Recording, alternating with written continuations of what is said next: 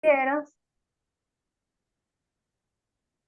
Buenas tardes, ¿cómo están? Bueno, vamos a dar inicio a la clase. Antes de comenzar a grabar, ¿verdad? Liti estaba haciendo una breve descripción de lo que habíamos hecho en la clase anterior y estábamos en este momento conversando acerca de lo que es el alcance de la sección 3. Y es importante que les quede claro a qué se refiere el alcance. Cuando yo Sección hablo 2. del alcance de una sección, de la sección 2, perdón, gracias por corregir. Cuando yo hablo del alcance de una sección, me refiero a qué abarca, qué contenidos abarca esa sección. Y la sección 2, como bien lo decía Liti cuando estaba haciendo su resumen, ¿verdad? Trae consigo, ¿verdad? El objetivo de los estados financieros, lo primero que muestra la sección 2. Luego trae las características cualitativas que deben tener la información financiera en general, que en la clase pasada la vimos a través de un ejemplo, ¿no? Cada vez que yo digo que la información debe ser fiable, que debe representar fielmente la situación financiera de una empresa, que debe ser comparable, etcétera, etcétera, me estoy refiriendo a que cuando yo registro activos, pasivos, ingresos y egresos en los libros de contabilidad, ¿verdad? Debo ir dejando como que notas o explicaciones que más adelante, ¿verdad?, se van a mostrar en las notas a los estados financieros. Es decir, yo durante todo el año, cada vez que registro una transacción en el libro diario, ¿verdad?, voy explicando a qué se refiere esa transacción. Luego, al final del ejercicio económico, cierro las cuentas de ingresos y gastos contra estados y resultados y saldo, ¿verdad?, los libros mayores de los activos y de los pasivos para pasar todos los saldos al estado de situación financiera. Y finalmente, pues, debo hacer las notas, que en esas notas, en toda la información que yo plasmo en esas notas, es la información que se plasma para que se cumpla la comparabilidad, la materialidad, la importancia relativa. Es decir, lo que me dice la característica cualitativa es que yo debo explicar, ¿verdad? Cómo está constituido o cómo está desarrollado cada tipo de activo, pues para poder que los estados financieros cumplan el objetivo, que es mostrar información sobre el rendimiento, la situación financiera y los flujos de efectivo de una entidad. Y lo que hicimos en la clase anterior, ¿verdad? Fue revisar unos estados financieros reales y irles mostrando este, que, por ejemplo, hicimos un ejemplo de unos ingresos y yo les mostraba a ustedes que en el estado de resultados solamente aparecía el valor de los ingresos durante todo el año, ¿verdad? Pero que en las notas éramos más específicos e incluso la empresa, que era una agencia de viajes, si mal no recuerdo, mostraba en sus notas cuántos ingresos aportaba cada unidad de negocio. Entonces, eso es importante que ustedes lo sepan, en dónde se utilizan todas esas características y esos principios, ¿no? Entonces, que no es solo llevar la contabilidad, ¿verdad?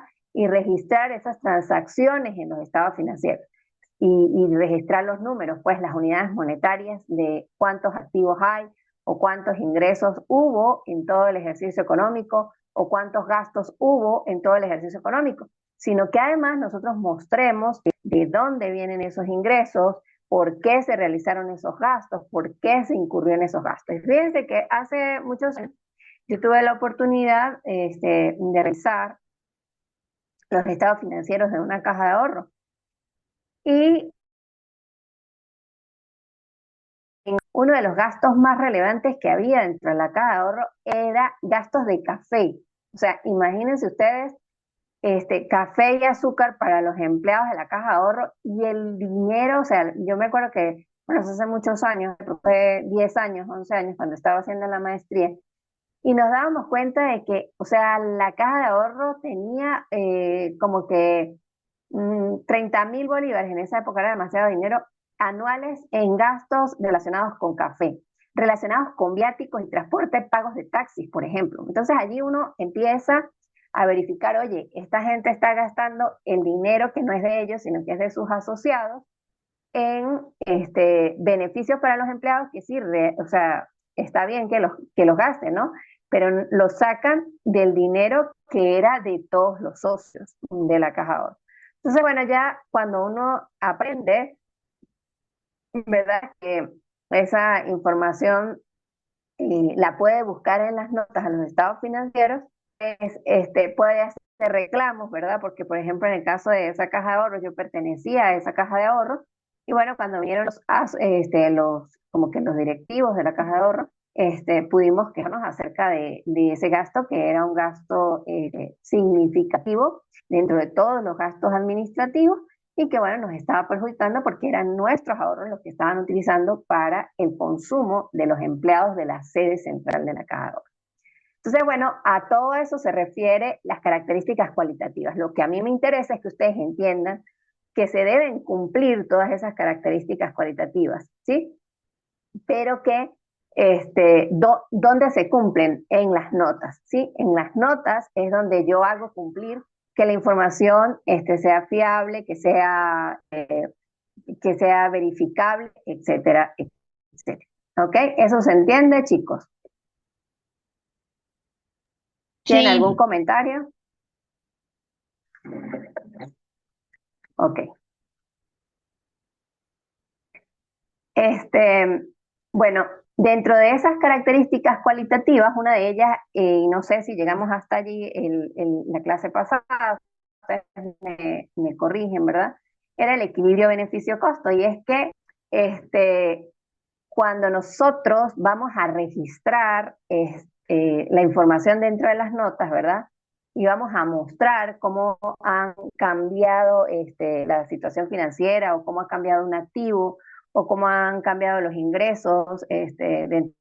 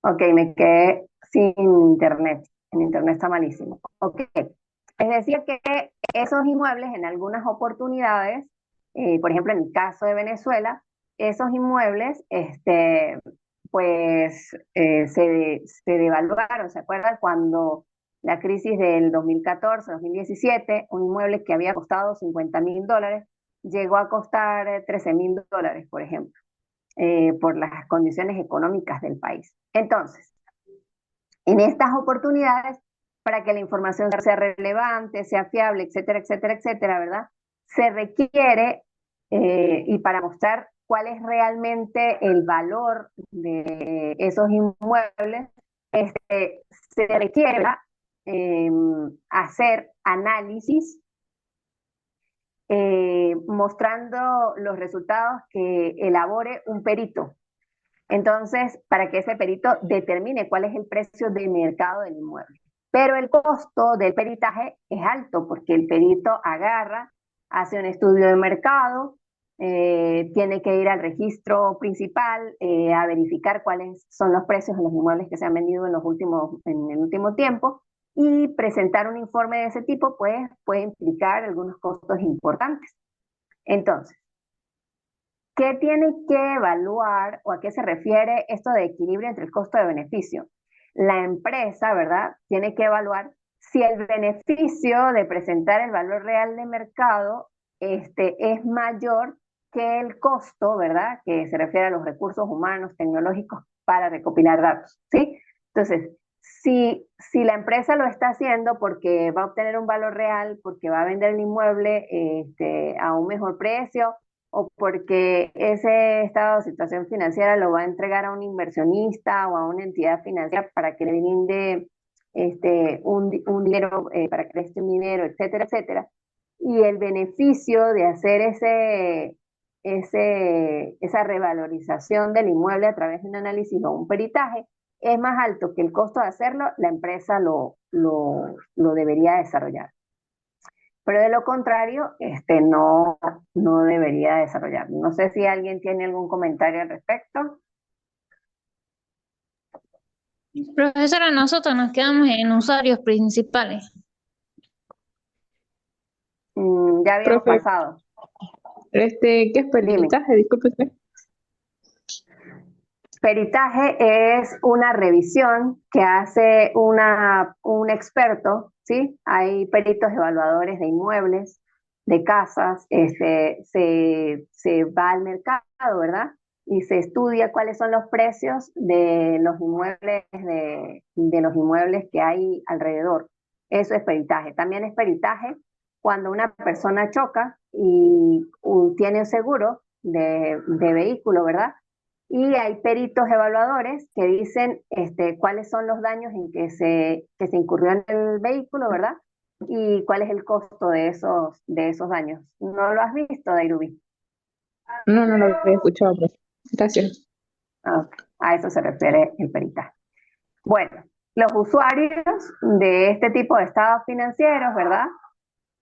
Eh, todo esto ya lo vimos, ¿no? No, No lo habíamos visto, las características cualitativas no las vimos. Quedamos aquí. Vimos Ok, los, fiabilidad y relevancia. ahí quedamos. características cualitativas. Ok, comprensibilidad, ¿verdad? Que para generar la comprensibilidad les decía que había que clasificar las deudas en corrientes y no corrientes en el balance, ¿sí? Para poder definir cuáles eran las deudas que se tenían que pagar en un menor plazo de tiempo y cuáles eran las que teníamos más plazo de tiempo para pagar, porque las deudas de largo plazo generalmente tienen, por ejemplo, menores costos de financiamiento, es decir, las tasas de interés de ese tipo de deudas son más bajas que las tasas de interés de corto plazo, ¿verdad?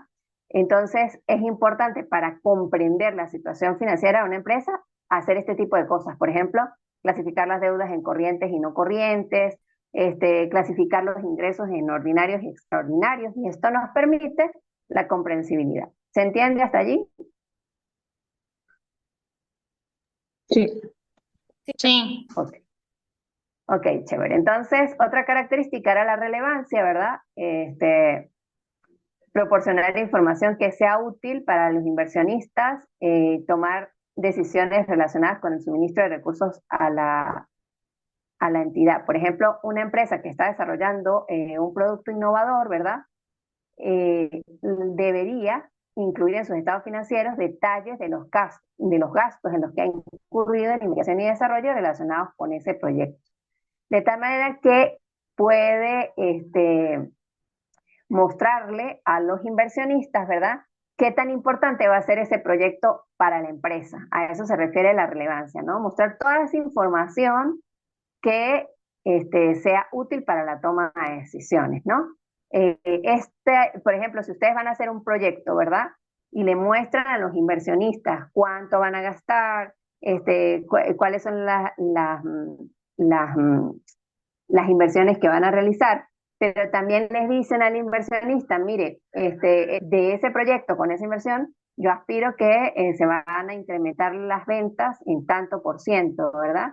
Eso, y adicionalmente le muestro riesgos futuros asociados a este tipo de proyectos, pues permitirá que el inversionista decida si invierte o no invierte en esa, o sea, si toma esa decisión objetiva de la inversión, ¿sí? De comprar esa maquinaria, de comprar ese activo, pues. Y eso se observa Eso se observa, como les digo, en las notas. En las notas es donde se explica toda la información o todo lo que se va a hacer dentro de la empresa. Otra forma es, otro elemento de la relevancia, otro ejemplo de la relevancia es cuando separo los ingresos por ventas regulares de los extraordinarios, pues para evaluar cuál es la tendencia operativa, si la empresa ha aumentado los ingresos a través de los años. Fíjense que, por ejemplo, en Venezuela, un caso muy particular con el caso de los ingresos, es que una empresa puede mostrar que ha tenido muchos ingresos o que aumenta los ingresos anualmente y eso no necesariamente significa que la empresa ha mejorado sus ventas. ¿Por qué creen ustedes que pasa eso?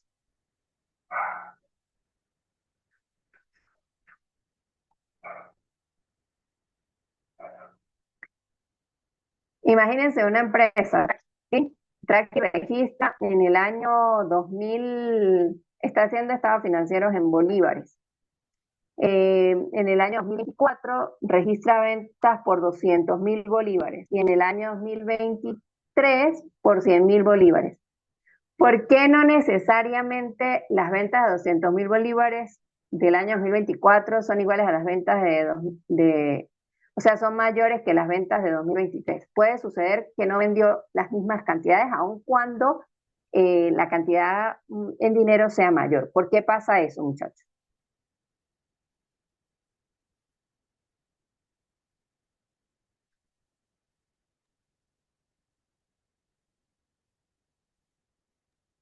Porque hay menos personas para comprar.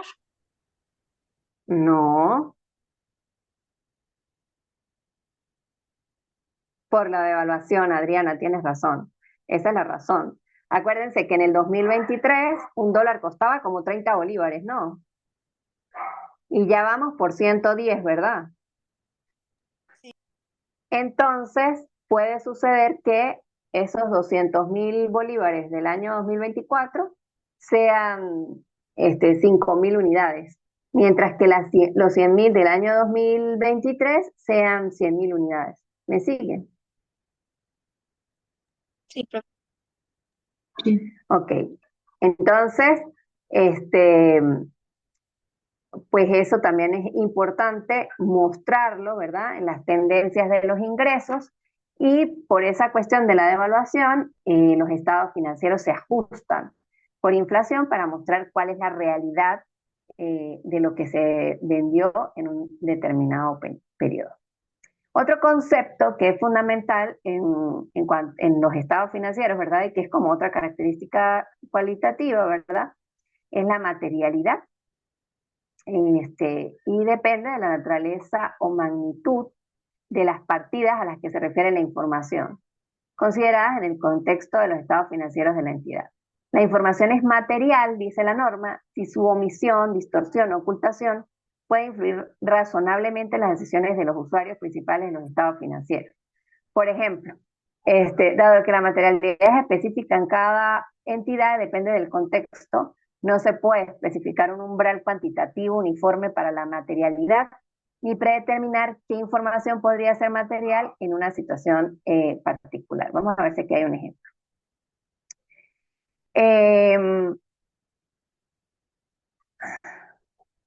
Cuando uno clasifica conjuntamente partidas diferentes, puede oscurecer información relevante y reducir la comprensibilidad y comparabilidad de la información. Es decir, que la información no va a ser material, no va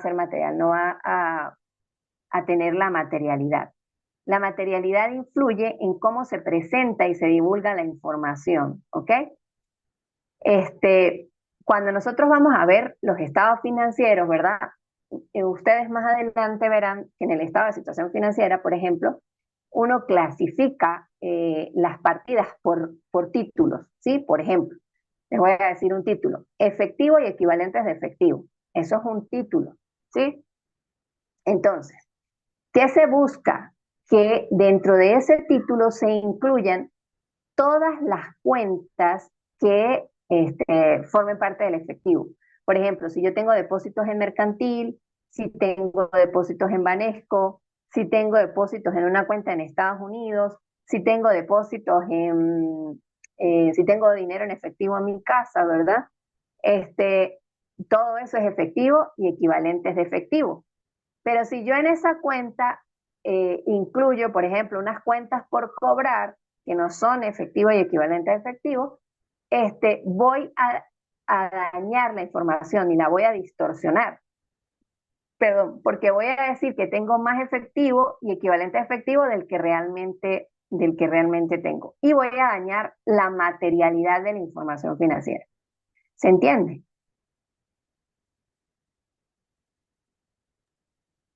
¿Puedo volver a repetir el ejemplo del efectivo, porfa? Que no entendí. Se me quedó pegado. Ay, ok, Liti. Si yo tengo, por ejemplo, efectivo y equivalentes a efectivo, es una cuenta general. Entonces, para que la información sea material, ¿verdad? Tengo que presentar toda la información que me permita tomar decisiones. Por ejemplo, cuando yo tomo decisiones relacionadas con el efectivo, se refiere a que si yo tengo mucho efectivo, tengo que invertir, porque mucho efectivo, ¿qué pasa cuando tengo mucho efectivo, Litis?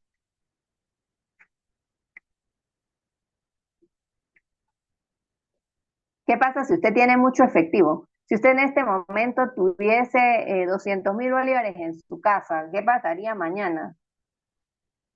O pasado mañana, la próxima semana, si usted va dejando ese efectivo ahí. Si es en bolívares, pues la devaluación se lo va consumiendo, ya que 100 bolívares hoy no va a ser lo mismo que la próxima semana, es un ejemplo. Excelente, Rafael, bienvenido a clase. Ok, entonces, ¿qué pasa? ¿Qué me dice la materialidad? Que yo tengo que incluir en esos títulos o partidas generales todas aquellas partidas, ¿verdad? Que me muestren la realidad de esa partida general, ¿sí?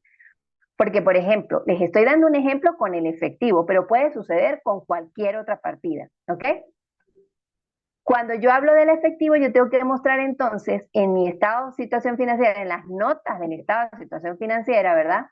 Todas las cuentas donde yo tengo efectivo. Entonces, si tengo cuenta en Bank of America, si tengo dólares en Citi, si tengo dólares en Binance, por ejemplo, en Mercantil Panamá, en Banesco Panamá, y si tengo dólares debajo del colchón, ¿sí? Yo tengo que establecer todo el efectivo que tengo. Supongan que en todo ese efectivo tengo 200.000 dólares, ¿sí? Pero resulta, y esa es una buena clasificación, esa es una clasificación material. Pero resulta que el contador no sabía clasificar cuentas, ¿ok? Y resulta que dentro de ese efectivo viene e incluye 45.000 dólares en unas cuentas por cobrar. Las cuentas por cobrar son efectivo.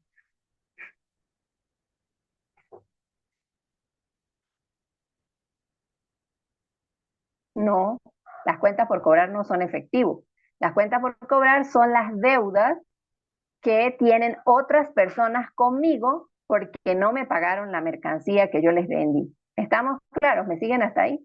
Entonces, las cuentas por cobrar son un activo, pero son otro tipo de activo diferente al efectivo y equivalente de efectivo. ¿Me siguen hasta ahí? Sí. Ok, entonces, ¿qué Sí. pasa?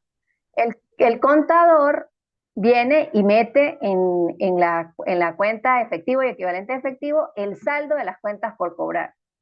Y viene y al hacer eso, ¿verdad?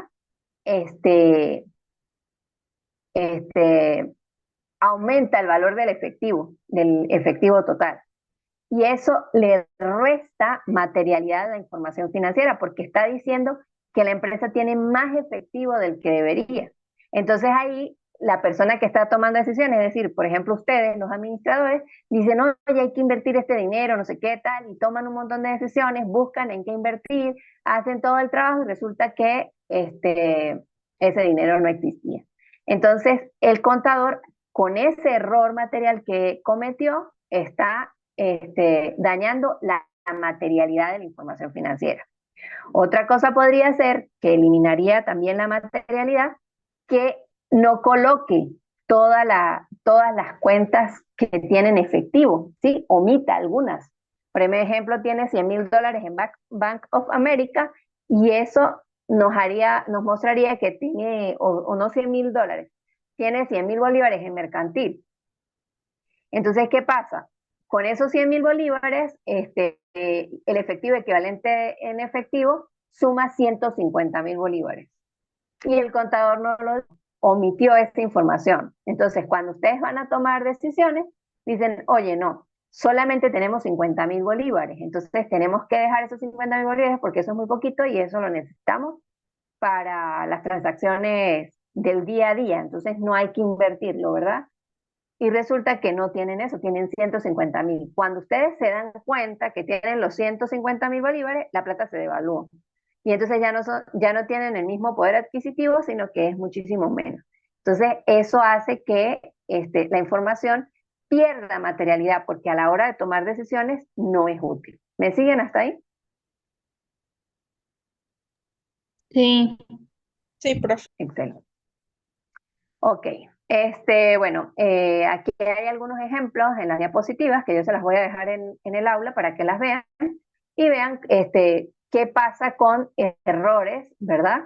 Por ejemplo, cuando una empresa tiene un gasto en papelería y oficina, pero si este gasto es insignificante en comparación con el total de los gastos operativos de la empresa podría no decidir no desglosarlo en sus estados financieros, ya que no va a incidir en las decisiones de la empresa. Sin embargo, si la empresa tiene un gasto considerable en publicidad que impacta los resultados y que fue un gasto que no se va a repetir durante todos los años, sino que simplemente fue un gasto puntual de un ejercicio económico porque estaba mostrando un proyecto nuevo, estaba dándolo a conocer, ese gasto sí tiene que desglosarlo, porque impacta en los resultados y es materialmente relevante para los usuarios de la información financiera. Entonces, a eso se refiere la, la materialidad.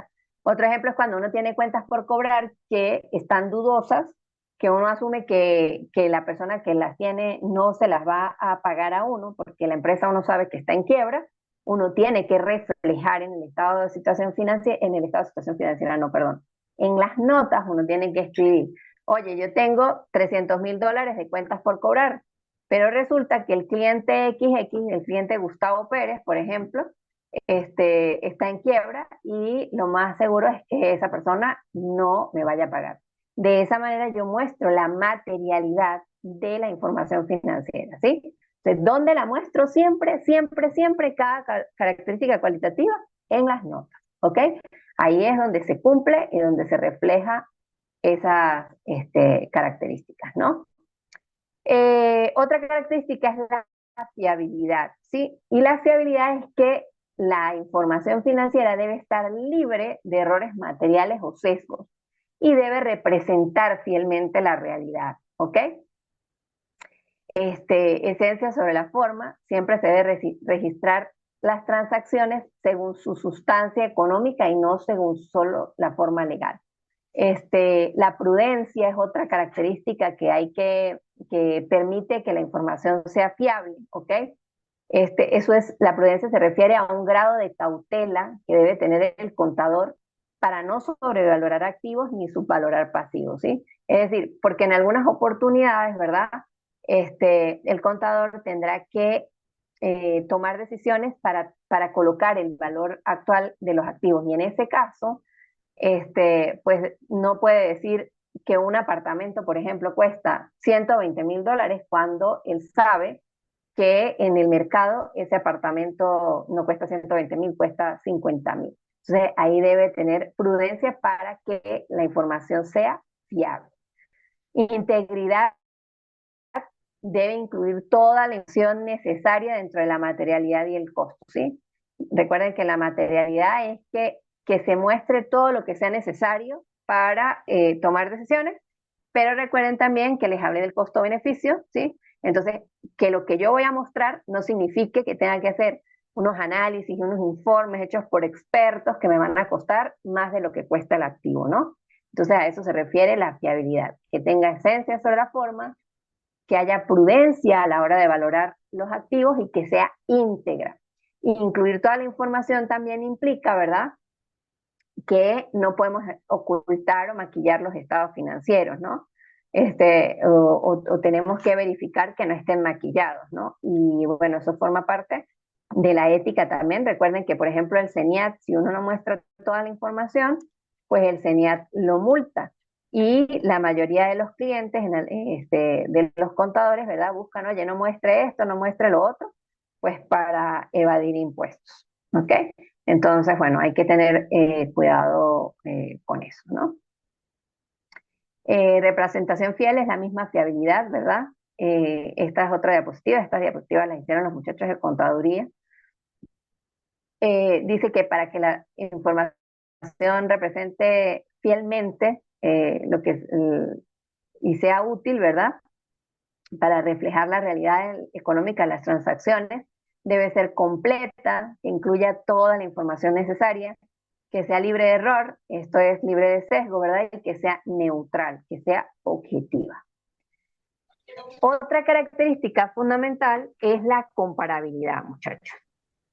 Y por eso es que en la clase pasada, cuando nosotros veíamos el informe financiero de la empresa que nos mostraba Liti, de la empresa de viajes, ¿verdad? Veíamos que el estado de resultados no mostraba los ingresos de un solo año, sino que mostraba los ingresos de 2 años, ¿ok? Y eso pasa porque siempre tenemos que tener una referencia de cómo fue la información financiera del año anterior y cómo es la de este año. Y eso nos va a permitir a nosotros observar las tendencias, hacia dónde va la empresa. Por ejemplo, si uno ve que los ingresos están creciendo, y el ejemplo que les hice con Traki, ¿no? Pues uno tiene que ver, oye, si están creciendo realmente en ventas o están creciendo solamente en unidades monetarias, pero las ventas han bajado.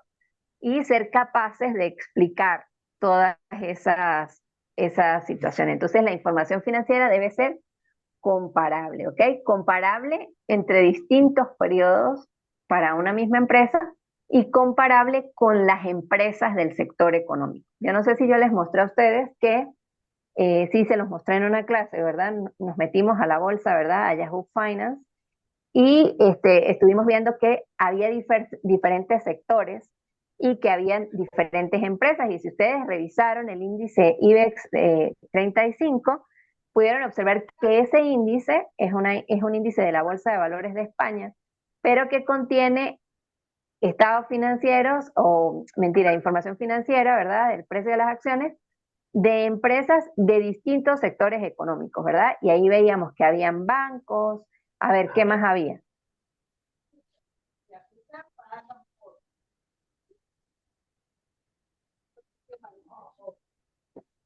¿Qué más había? Empresas automotrices, Empresas automotrices, ¿qué más?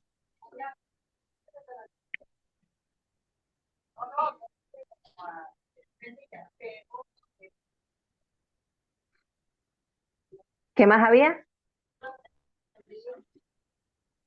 Agencias También de algunas viaje, tecnológicas.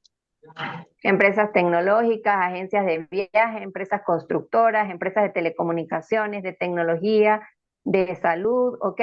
Entonces, ¿qué pasa? Cuando yo estoy analizando una empresa, que es a la larga lo que nosotros vamos a hacer en esta asignatura, ¿verdad?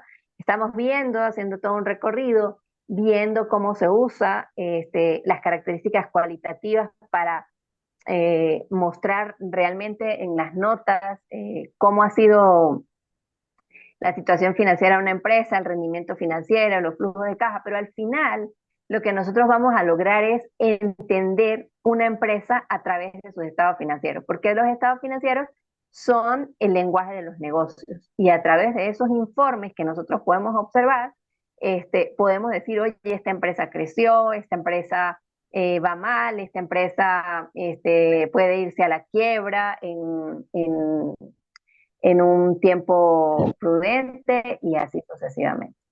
¿Algún comentario antes de cerrar esta primera parte? Por ahora no, profe. ¿Cómo? Por ahora no. Por mi parte. No tengo alguna duda. Ok, va. Bueno, vamos a salir de acá y vamos a la siguiente